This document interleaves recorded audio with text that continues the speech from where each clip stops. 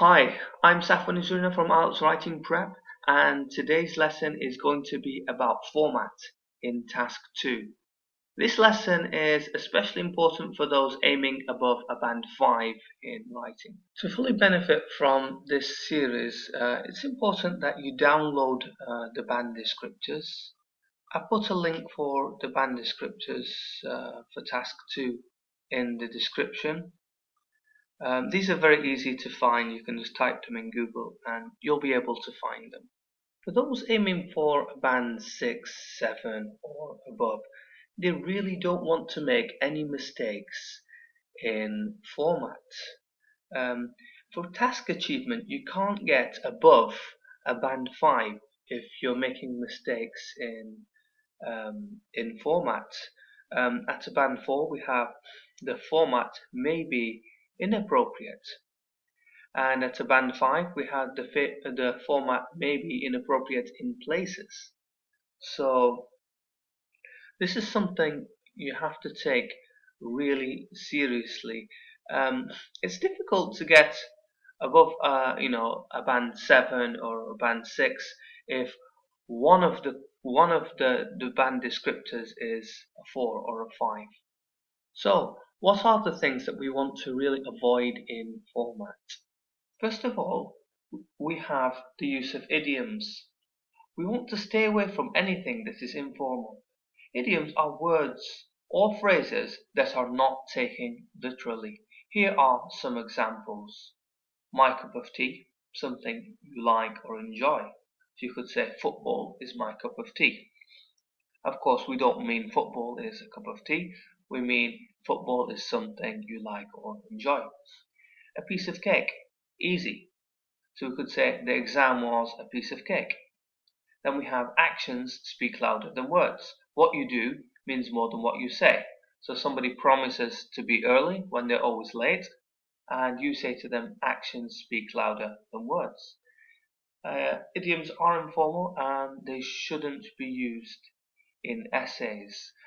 Some students find it difficult because they spend a lot of time memorizing idioms for the speaking part of the IELTS and then find out that they can't use them. Then we have slang language.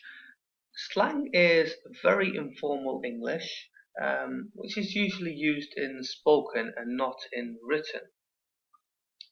The problem with slang isn't that it's just informal. One of the problems with slang is that it's only used by, in a particular place or by a group of people. Okay. Even if the corrector understands the slang language that you're using, it is considered informal. So the format is inappropriate for essays. After that, we have contractions. Contractions are a shortened combination of two words.